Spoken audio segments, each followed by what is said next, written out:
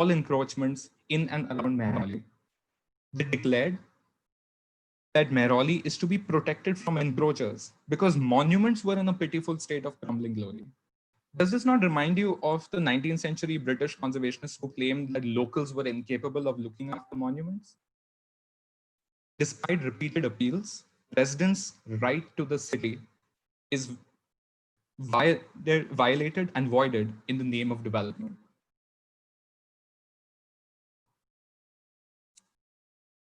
This has created two Mehraulis.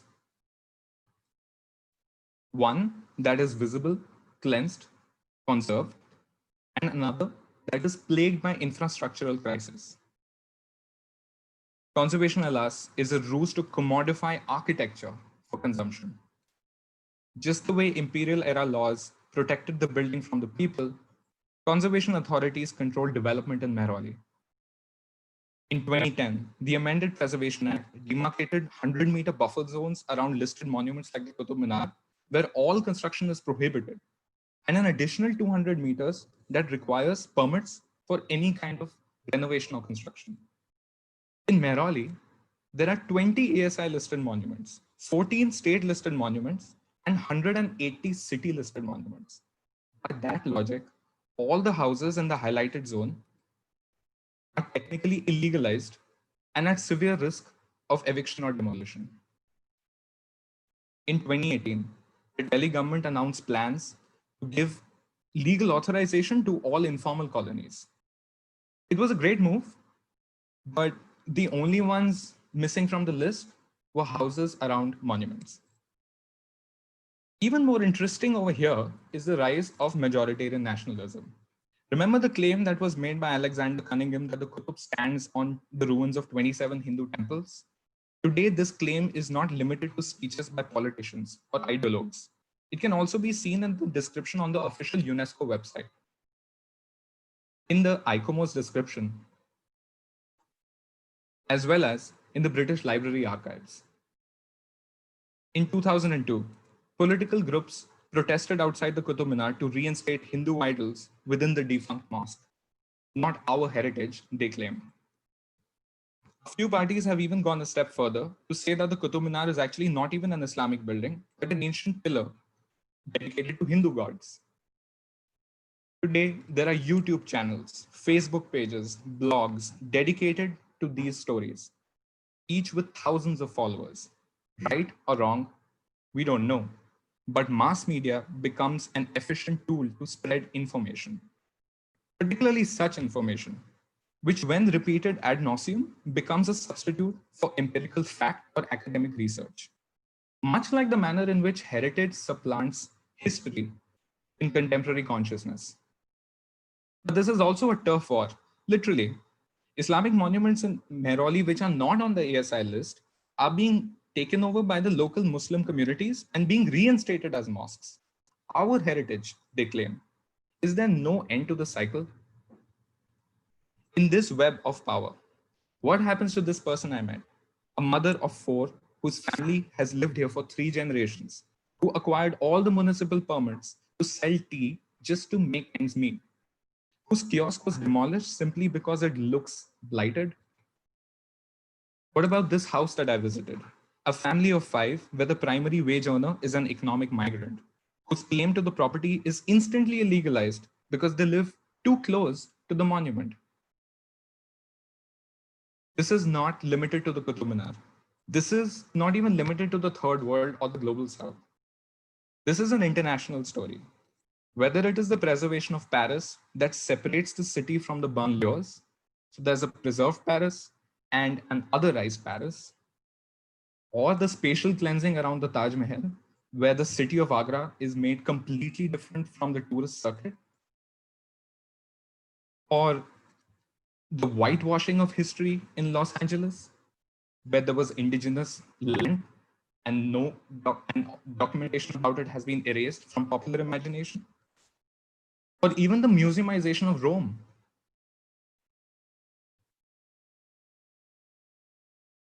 Similarly, Manhattan, a city where 1 of every 125 people is homeless. Manhattan is one of the most preserved places. it is clear that conservation restricts the right to the city. In a globalized world, we continue to be trapped in parochial class divides and social constructs. Conservation in its current mode freezes time and space. It is a method by which the mythical imaginations of an era long past are shielded from the exigencies of an ever enlarging present. And this is what I term the performativity of heritage. The monument ceases to remain a mere object, but instead takes on the performative role molded by the gaze of the agent.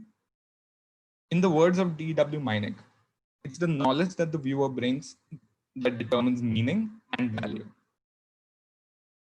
Therefore, my case study demonstrated 4 ways of looking at heritage itself: the Orientalist gaze that ascribed exotic value, the conservationist gaze that uses legal frameworks to protect buildings at any and every cost, the neoliberal gaze that treats monuments as a backdrop for elite development, challenging systems of land rights and local governance, and the political gaze that furthers often exclusionary agendas for nationalism.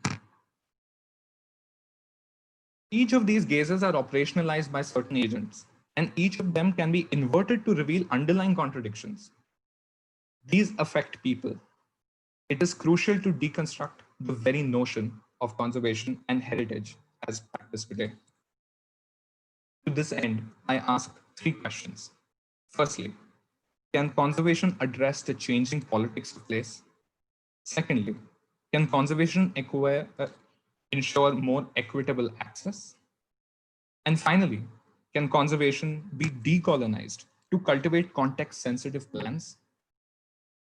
And this is my manifesto for change, for a new mode of conservation, through academic research that looks beyond the monument, beyond objects, and starts looking at people and the context, and that dismisses one-size-fits-all laws. One by which institutions can reclaim the political will to ensure access to resources for all strata of society. For a community like Mehrauli, this can take the form of local area plans, neighborhood development strategies, incentives for locally owned businesses within the tourist zone.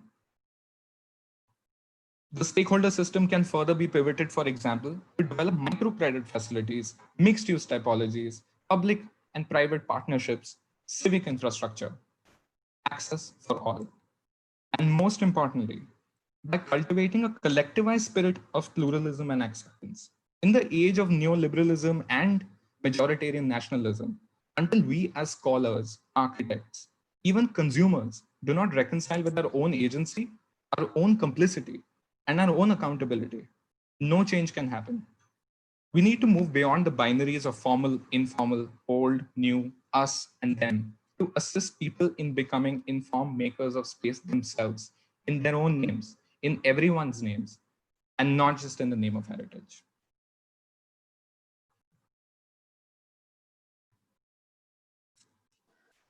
Thank you. Thank you, Karan, for sharing your fascinating thesis with us that makes a case for contextually relevant conservation that is relevant to a new and emerging India and its people. Thank you so much. I would like to request Angela to now please share her presentation. Thank you.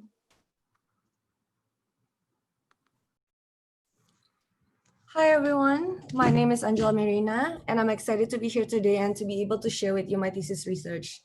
But before we begin, I would like to thank Varna, the Design United team, and Clayworks Space for the wonderful initiative and the opportunity, and also to the moderators who will be facilitating the conversation later.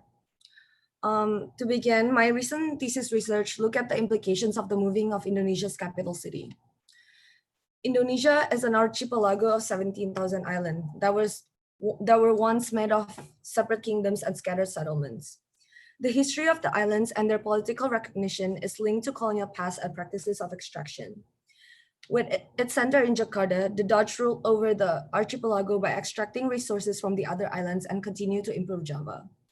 Years after its independence, the colonial legacy has continuously influenced the way the nation looks at its people, nature, resources, as well as the interactions between its islands.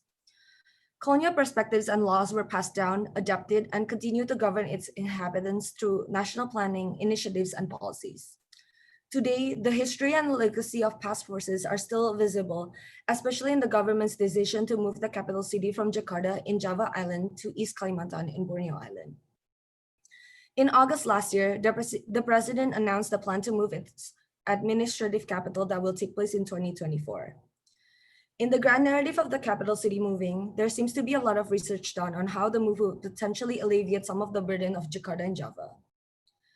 As the center of the government, Jakarta is overpopulated, highly polluted, and sinking. The recent news mentioned that if nothing is done to help Jakarta, most of the city will be underwater by 2050. Besides that, there has been a lot of concern to also decentralize the power of Java. In Indonesia, the center of all state and nation building is centralized on the island of Java that has power over all the money, politics, and economic activities.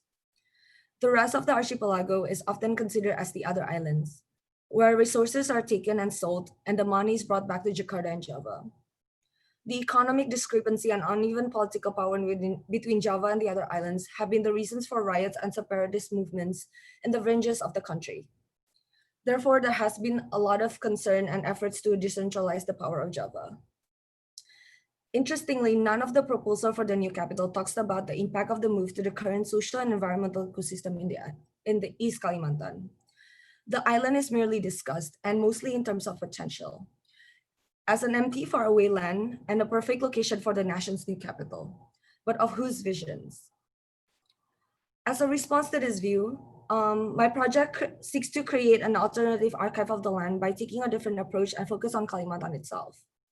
The project is called the Guidebook of an Empty Land, which is an ongoing research project that seeks to de-empty the land with stories of its inhabitants to challenge the common portrayals of the island as empty. In the book, I structured the book as follows. On the left side of this table of content, it shows the main topic that I will cover, starting with the discussion of the empty land throughout the history and how it had led to the portrayal of Kalimantan, and then to the new capital, the reason for the move, the planning, and how the portrayal of Kalimantan as empty has influenced the way the new capital is proposed. And then finally into the discussion about Kalimantan, where I talk about the different materials, inhabitants, and substances that make Kalimantan. Starting with its soil, timber, and eventually Dayak, one of the indigenous group of Kalimantan that has been continuously marginalized. Eventually, my research shows how the colonial perspective has affected the way Indonesians and the government look at the land, its resources, and its people. In order to challenge the narrative, I intend to weave the stories, memories, and history of its inhabitants that keeps on interrupting the flow of the book so that their stories would not be forgotten. This will take through different forms of insertions, such as archives, illustrations, maps, as well as stories of my visits to the island, where I collected stories from the locals. I begin the book by talking about the idea of an empty land. The empty portrayals of land were common during the colonial era, where imperialism encouraged European explorers to go to remote parts of the earth to map the world. In these explorations, cartography became a symbol and an instrument of colonial control. Often, the new land is called terra incognita, which means unknown land or land without records. Sometimes they are called terra nullius, which means land that belongs to no one. The term terra nullius is often discussed with regards to James Cook's description of Australia when he first arrived there. In his report to the British Empire, Cook said that the continent was in a pure state of nature with not 1 inch of cultivated land in the whole country.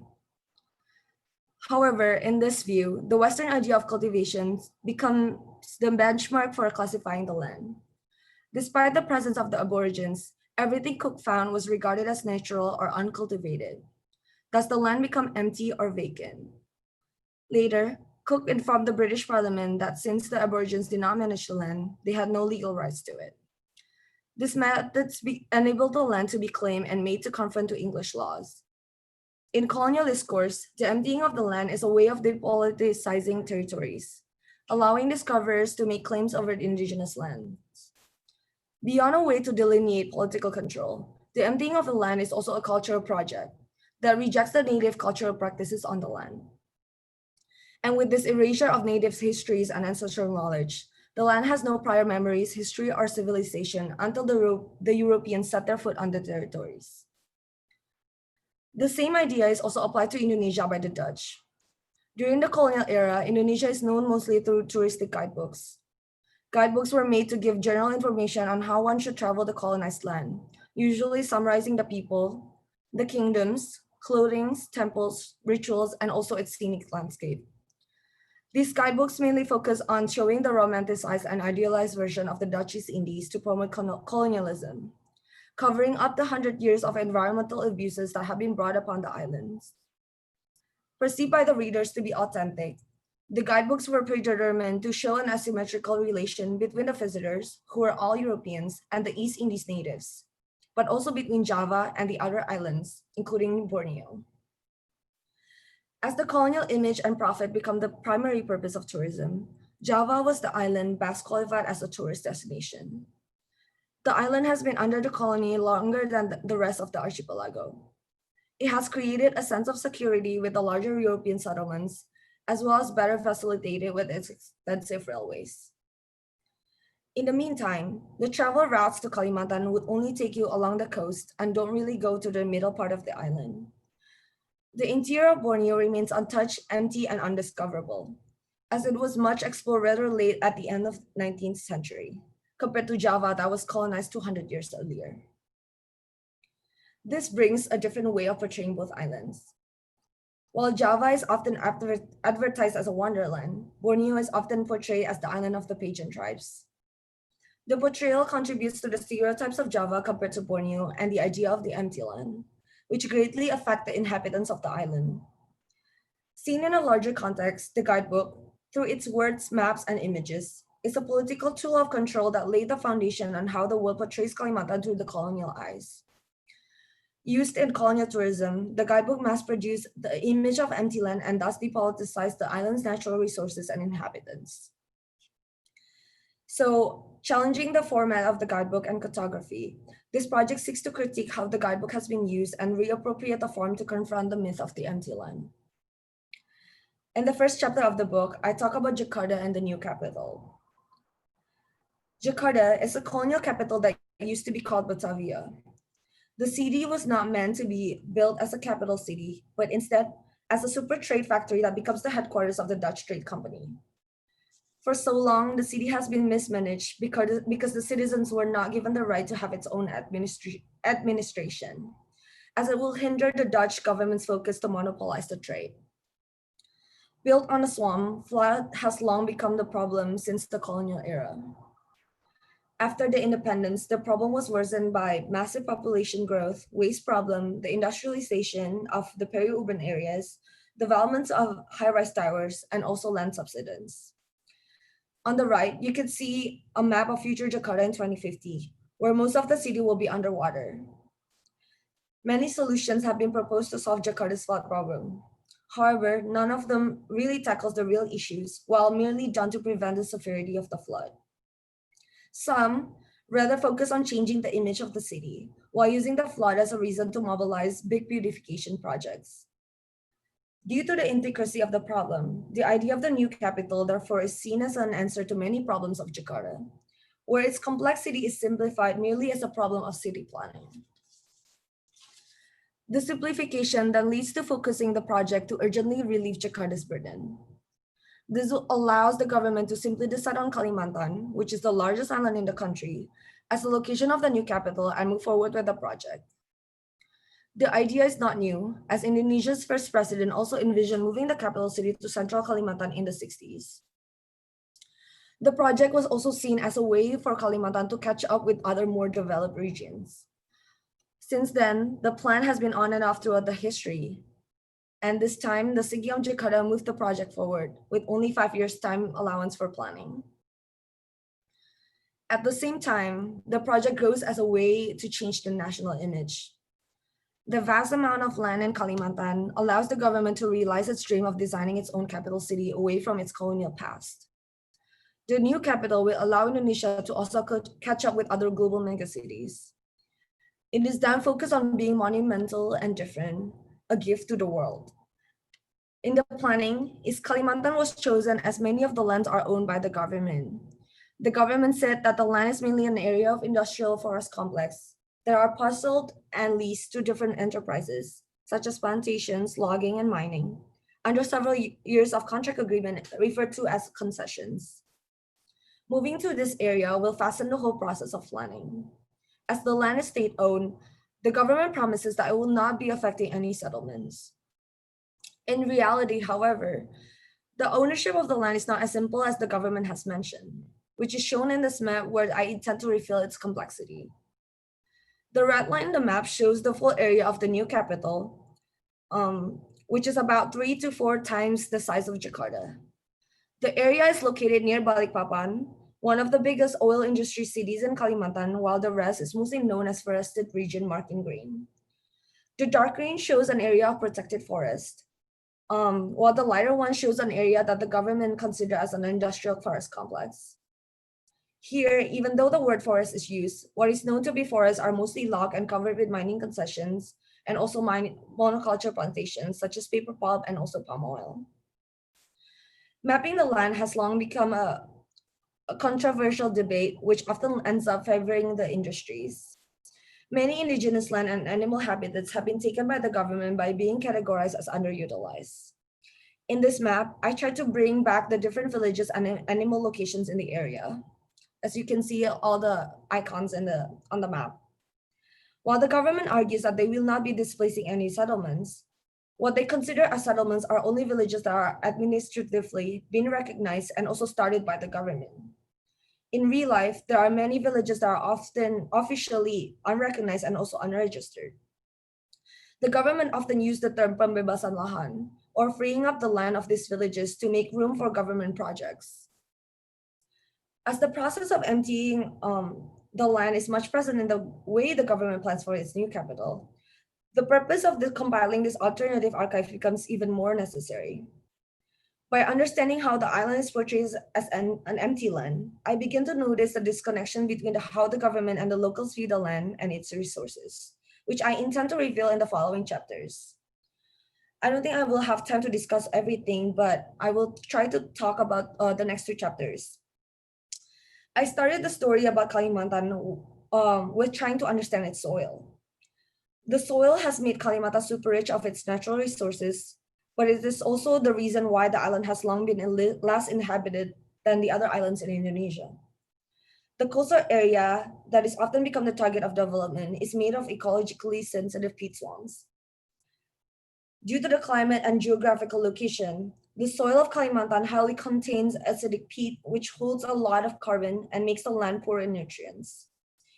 Careful management is required to cultivate the peat soil as farmlands. The locals only utilize a limited amount of land for fur farming, which is why the government views the land as idle and uncultivated. This then allows the Kalimantan to be targets of its development and extractions. Throughout the history, it has been proven that large-scale development projects done on the island often ended up in a failure and further degraded the ecosystem. They both directly and indirectly become the cause behind Kalimantan's wildfire. The fire in Kalimantan is known to be extremely difficult to extinguish due to its peat soil. However, while putting a blind eye into the problem, the government adapted colonial transmigration program and resettled people from Java to spread the population to Kalimantan and other islands. In the policy, the government mentioned that the program was meant to fill in empty areas to support national development projects, the unity of the country, and national defense. Along with the moving of the people, the government also tried to reform agricultural methods of these targeted islands. Wet rice cultivation of Java was deemed to be more productive and sustainable than the shifting dryland cultivation that is used mostly in the other islands. In the 70s, the government enacted what is called as the Mega Rice Project, where they converted fast peat swamp forests in central Kalimantan into farmlands to grow rice. The project was intended to secure Indonesia's self-sufficiency in food production. To make it happen, they transmigrate farmers from Java to cultivate the wetlands of central Kalimantan. Unlike the volcanic soil in Java, some areas of the peat swamp consist of only a thin layer of nutrients on the ground, forming a sandy landscape like this. The locals call it karangas, which means the land that cannot grow rice. However, ignoring the indigenous knowledge, the Javanese farmers who had no clue and were not guided in the process applied the farming technique in the swamp by building canals and draining the soil. In the end, rice did not grow and the farmland was struck by pests. The draining of the soil also made the peat to be unstable and become prone to fire during the dry season. After the fire, the field turns into alang-alang field, or the field of Kogan grass, which would need hundreds of years to regenerate back into a forest.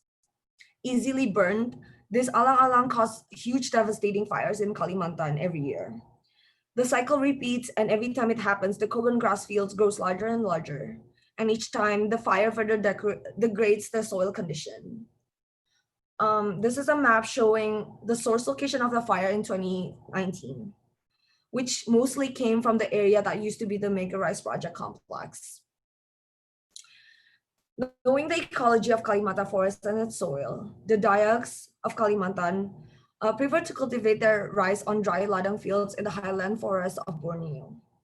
The method allows the farmer to ensure that little harm is done to the environment while making optimal use of its limitations. Their methods are usually known as shifting cultivation, something that the government considers as disorderly. With this method, Dayak farmers carefully pay attention to the sign and cycle of nature that are embedded in their complex rituals. When a field is cleared from the forest, they make sure that the tall trees surrounding the field are intact to keep hold of the nutrients of the soil. To adapt to Kalimantan soil, they also plant multiple crops and fruit trees along with the rice. The field is usually maintained for 1 or 2 seasons before being left for a new field to retain its nutrients. When abandoned, fruit trees take over the field and eventually become parts of forest regeneration. After 7 to 15 years, the farmers would go back and reform their old field. The pattern of their field on the landscape creates a continuous cycle of leaving and also returning, which does not continuously require deforestation. This view is, however, disregarded as it hinders the government's intention to maximize the land's production. In the next chapter, I talk about how the imagination of Kalimantan's forest as empty coincides with the discovery of the island for commercial logging. The reclassifications of forests parallels German scientific forestry methods that have spread globally during the 18th and 19th century. At the time, the Dutch government hired German forestry experts and posted them in the forests of Java. After being considered underutilized, the government reclassified the forest into new sets of categories, filling the empty areas of forests with new functions in order to maximize the production of the forest. To the government, Kalimantan's forest is mostly valuable for its timber. This map shows the 2 maps of the same area. One on the left is one done by the government, and one on the right is done by the Dayak Marathas in Kalimantan. In their understanding of the forest, the government's map failed to understand the complexity of the forest and its meaning to the people who inhabit it. This view undermines Dayak's view of the forest, where all its parts are highly intertwined in the complex link of multi-species relationships. Different Dayak folk stories about the beginning of the world show their connection to the forest. For example, in the story about the Dayaks of Kayak Muntarang, where the Dayaks believe that different species such as birds, fishes, beasts, and also humans were all born from a tree that grew out of a wood plank that fell from heaven. They were all born out of the same beginning. In this view, nature and forest are an extension of one's body. It is clearly seen in many of the Dayaks' practices. For example, in this relationship between the Dayaks, Manggaris tree, and the giant honeybee. The Dayaks believe that one can only claim nature if they take care of them. In the process of honey production, for example, the Dayaks could harvest honey only when they clean the trees from vines and underbrush. This act thus encourages the bee to make their nest on the tree and make them revisit the site every year. Even though the Dayaks are harvesting the honey, they do not harm the trees nor the bees, and instead help to connect the 2 entities. The bees present in the tree is important to help pollinate the surrounding trees and also protect their seeds from other animals. The importance of these multi-species connections, however, are diminished in many of the government incentives. In the way the Forestry Department documents Kalimantan forests, an area of Kalimantan's forest is understood mostly in terms of volumes of timber. This table, for example, mainly focuses on listing the plants that are valuable as commercial timber, while the other things that make up the forest are lumped into category of other species, troublesome plants, or waste. In the simplistic view of the government, the troublesome plants, species, and people that used to roam the area that hinders the government's optimization of forest production. Plants become weeds, animals become pests, and forest dwellers become illegal squatters. They then also become targets of the next targets of management. Therefore, the stories of Dayak, along with the other inhabitants of Kalimantan, become a way for me to talk about the different policies and government incentives that affect their livelihood, and also to challenge the narrative of the empty land. Kalimantan is not an empty land, and its history and inhabitants should be considered and included in the conversation of the moving capital. Many stories about the land are to be told, and thus this project will remain an ongoing endeavor that may never be finished. Thank you everyone for listening. Thank you so much, Angela, for your introspective and very sensitive thesis, which is the narrative of the land through its ecology and through the history of its people. Thank you so much, both Angela and Karan, for sharing your wonderful presentations. With this, we would like to open the session to conversation. I'm very happy to introduce and welcome our moderators for this conversation. Architect Sean Wee from Kuching, Malaysia, who recently completed his master's in architecture at the University of Dundee in Scotland. He has an architecture degree from Taylor's University in Kuala Lumpur in Malaysia. Our second moderator for the day is Jagan Muralidharan, who is a graduate student of the Landscape Architecture program at CEPT University, Ahmedabad. He studied in the Nilgiris at the Meghan School of Architecture. So we'd like to welcome both Sean and Jagan to Design Conversation. With this, we would like to open our session for conversation. Audience, we welcome your questions, and we would like to invite you to type your questions for our designers, Angela and Karan. Thank you.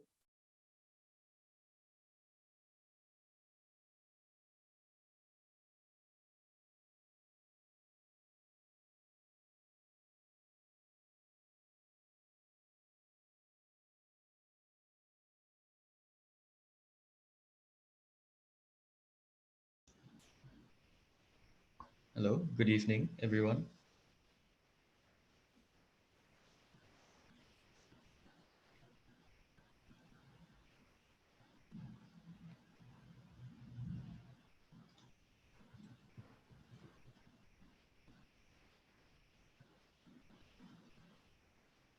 Okay, I'll start with a question for Karan, if that's all right.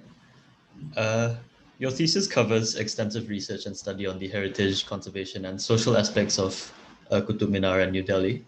Do you see any potential in an architectural or design solution in response to the issues you uncovered during your research?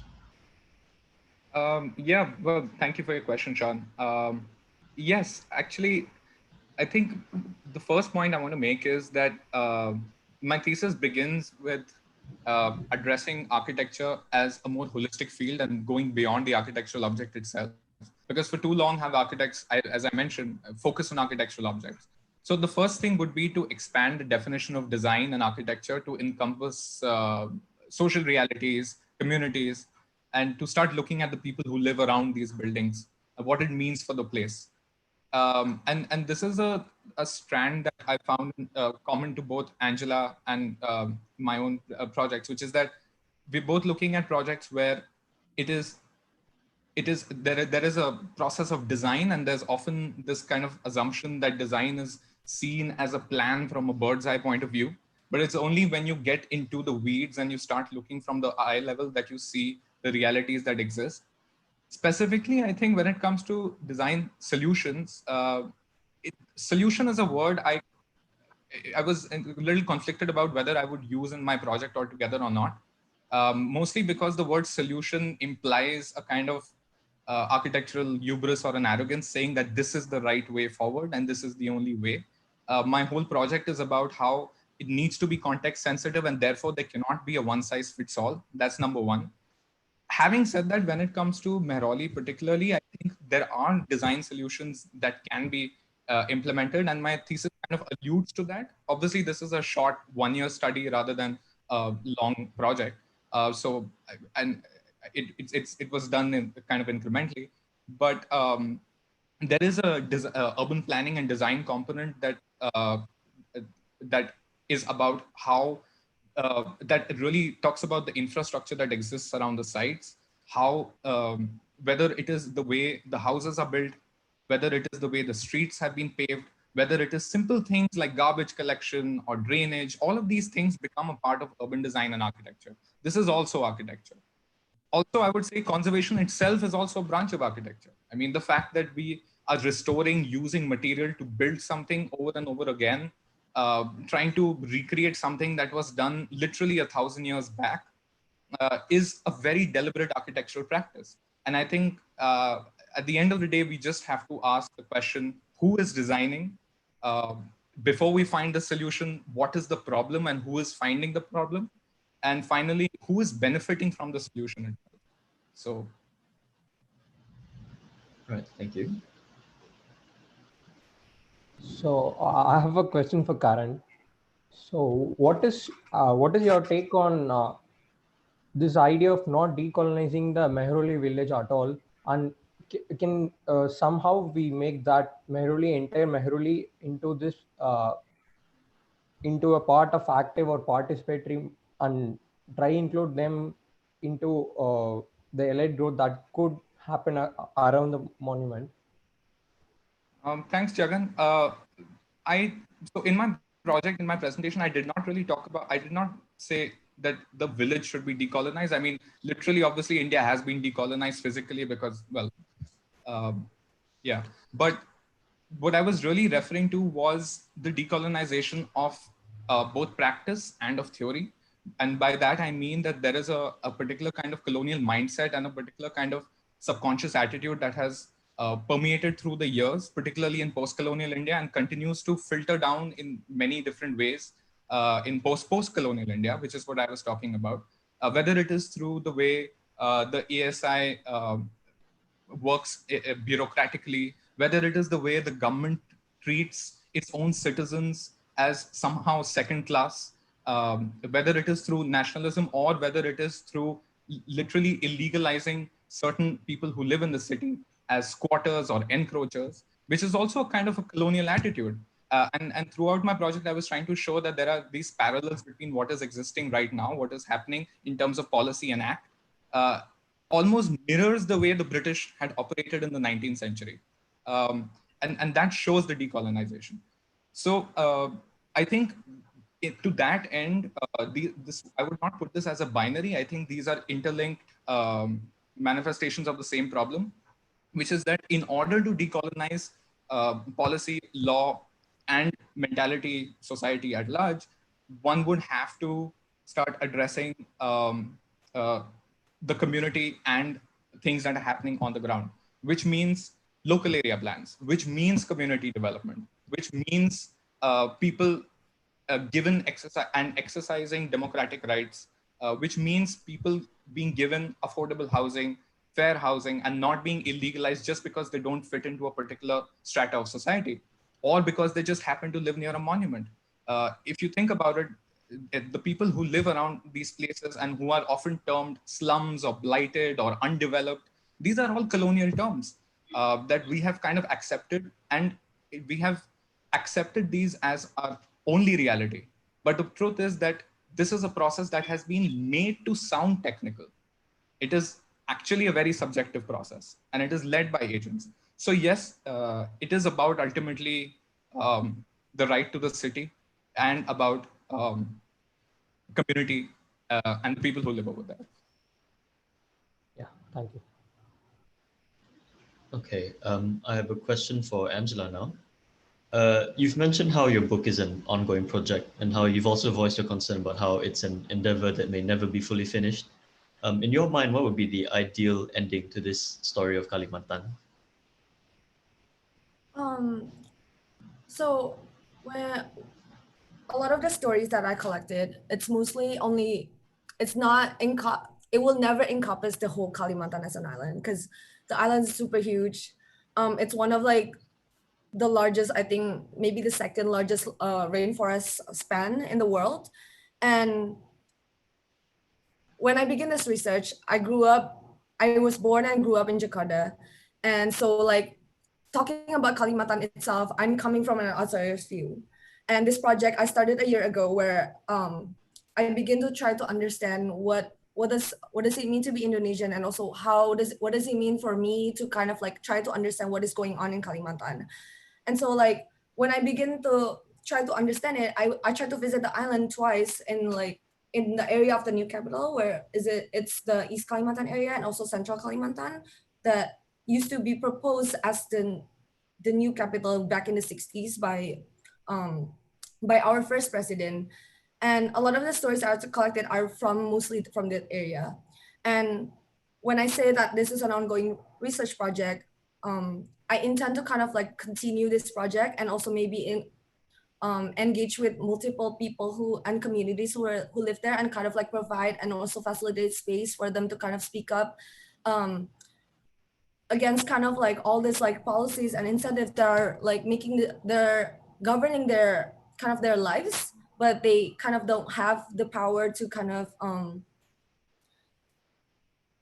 speak against or kind of like tell their own stories, because most of the time they're always disregarded.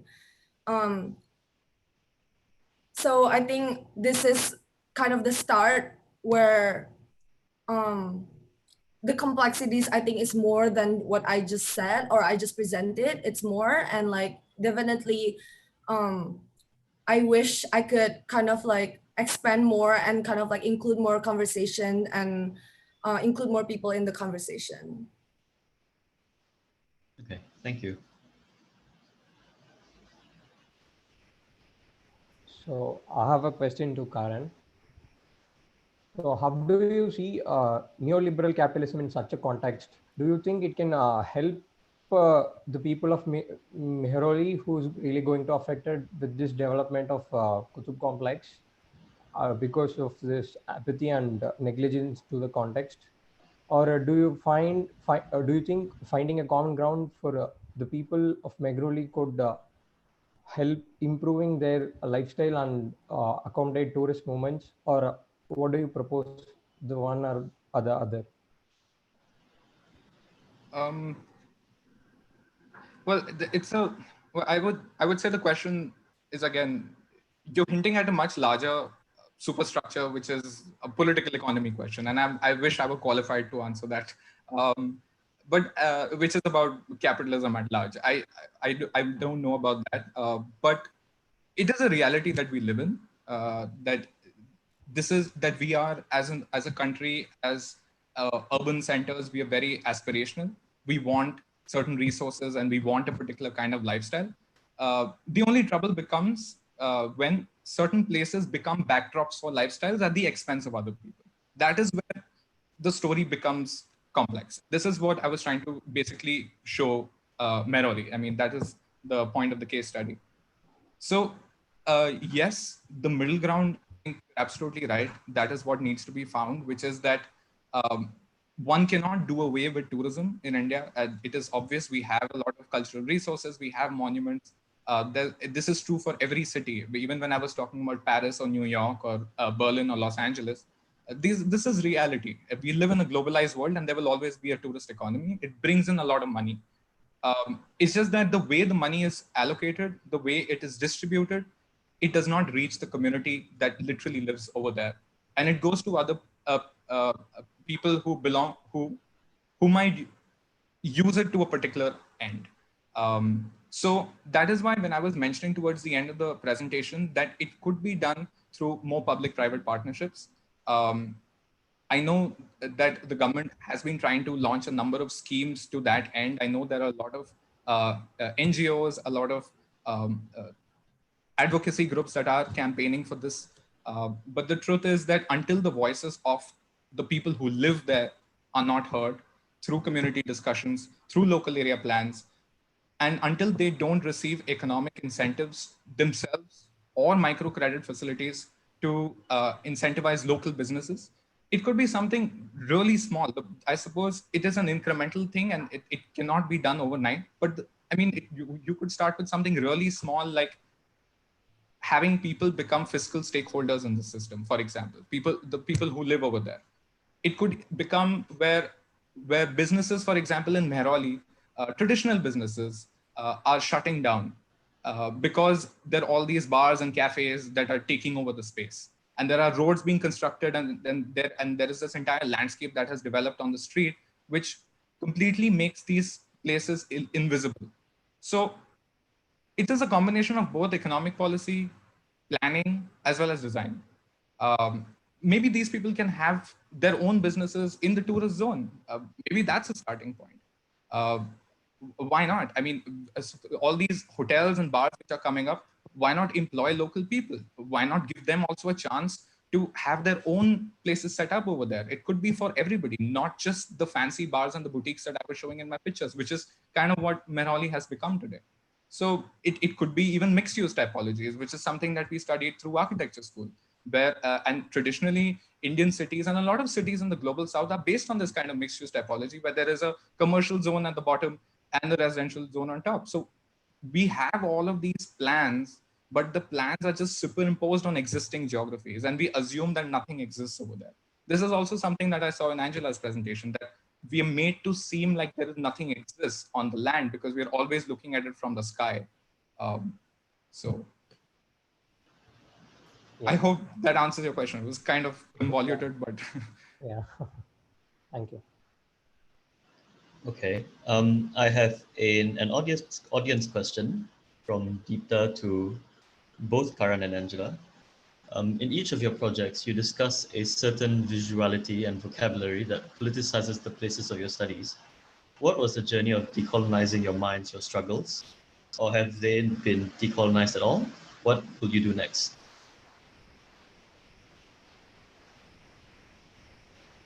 Maybe I can start.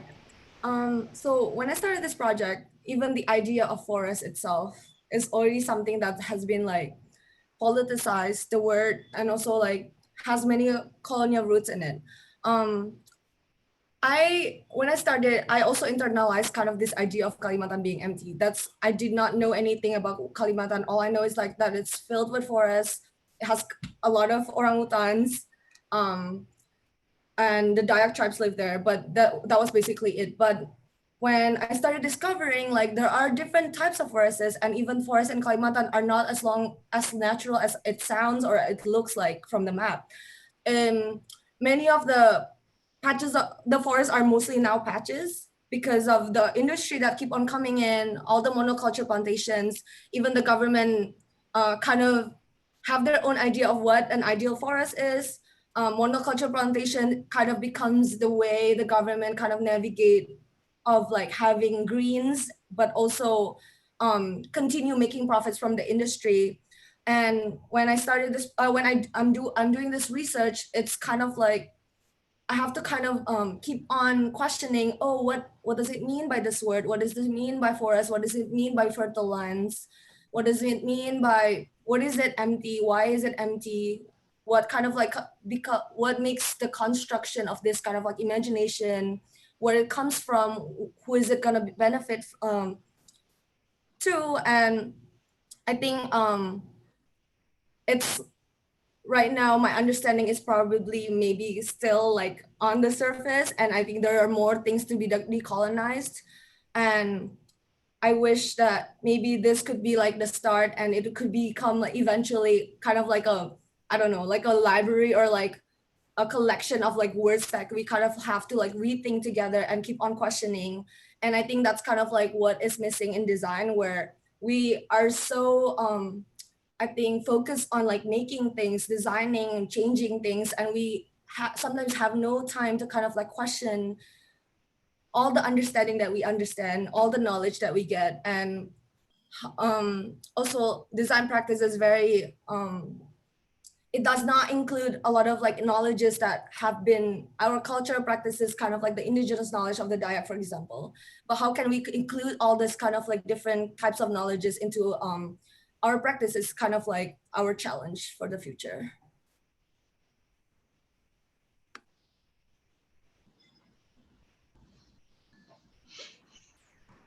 I would, yeah, I think that's like really well articulated by Angela. And just to pick up from where she left off, I think what I was really trying to show was that we assume certain things to be natural. We assume certain things to be obvious. And we assume that there are words like that we just use in everyday life. I mean, even through architecture school, a lot of times we would use the word slum. We don't know where that word came from, or who is a slum, or who is illegal, what is encroachment, uh, or even what is a monument, what is heritage, all of these things. I mean, as a kid, I think as kids, most of us went for picnics and went to these kind of places, or we took like, our friends over there and so on and so forth. But we sometimes forget to see that there are many layers to the places that we live in, that there are many contradicting realities that influence each other through multiple butterfly effects. And I think that is something that really came out to me through this project. And I mean, if you think about it, the fact that there's an architect from Delhi talking about the Qutub Minar, like that is the biggest cliche in the world. And that's precisely why I wanted to pick up this topic, that the most cliched things are often the most complex. And that was, in my way, my personal journey of decolonizing my own mind. And I don't think I'm fully decolonized as well. I think it is going to be a very long time before I start accepting things the way they are. And yeah, hopefully working on the ground.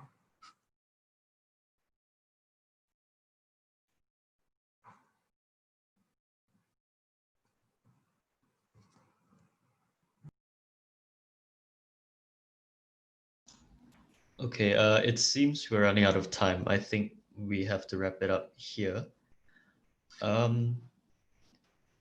don't worry, all unaddressed audience questions will be on Instagram later to be answered.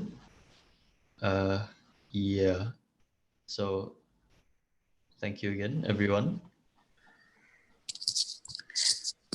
Thank you, Angela and Karan, for sharing your wonderful work. We wish you the very best. I would also like to thank our moderators, Sean and Jagan, the audience, Clayworks, as well as the DU team. For our audiences celebrating Ganesh Chaturthi wishes to all of you. Have a good evening. Sakshi from our Design United team will be sharing the upcoming series of events. Thank you so much.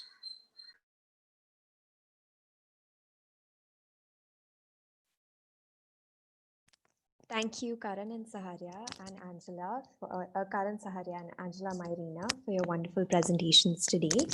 Thanks to our moderators, Jagan and Sean, for an interesting and thought-provoking conversation. We'd like to extend our gratitude to Clayworks for supporting this webinar and all of our webinars.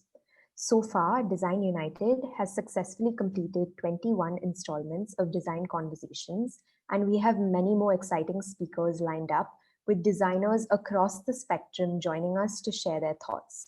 So do make sure that you are back next Saturday at the same time. In September, we are joined by inspirational architect Brinda Somaya and her daughter, architect Nandini Sampath of Somaya Kalapa Associates, Bombay, in their design practice mentorship series that precedes the In Progress on 4th September, where we are joined by renowned architect Medappa of Mindspace Architects, Bengaluru. Design United is thrilled to introduce our new segment, our very own book club that we launched next Saturday, the 29th of August at 3 p.m. We have the honor of meeting author Charmian Chan, the design editor of South China Morning Post, who will be joining us live from Hong Kong. We will have a discussion on her book, Courtyard Living, Contemporary Houses of the Asia Pacific, published by Thames and Hudson. Next week on Design Conversations, we have the pleasure of interacting with Bare Necessities, a zero-waste personal care brand, and a hub for awareness on waste-free living. They will be joined by Yavi, a conscious clothing brand founded by the NID graduate Yadvi Agarwal. Her designs pay tribute to both handloom and impressionist art. We request our audience to fill in a feedback form that will pop up after today's webinar to help us continue to bring better design conversations in the future. Thank you for tuning in today, and we hope that you took value from the session. Join us and stay inspired. Follow us on our social media for upcoming conversations and updates on events. Until next time, thank you, stay safe, and take care. I request Karan and Angela to please stay on the call. Thank you.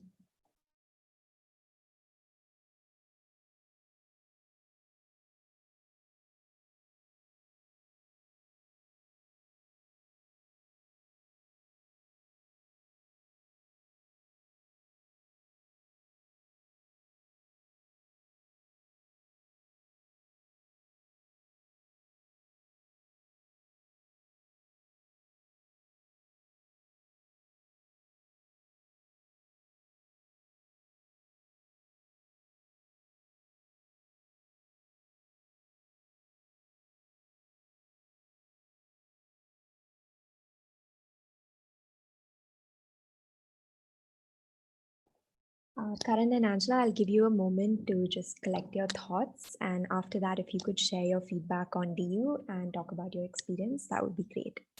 Thanks.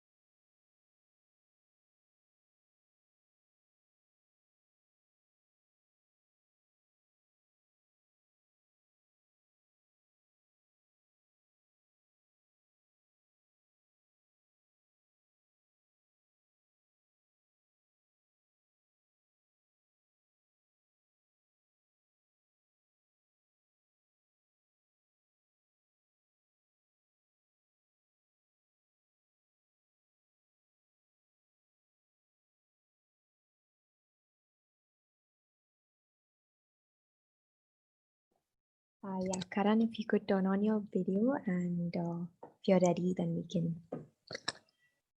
Yeah, we're still live actually.